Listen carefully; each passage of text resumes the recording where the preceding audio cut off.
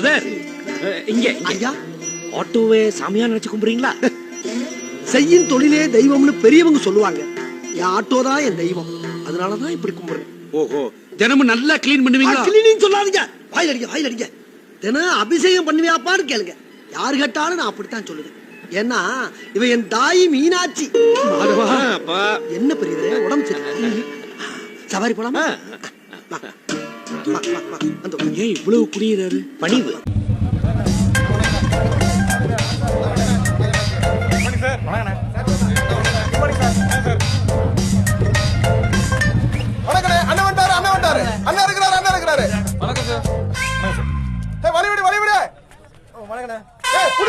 ஏம்பா, நீ என்ன நினைச்சிட்டு இருக்க?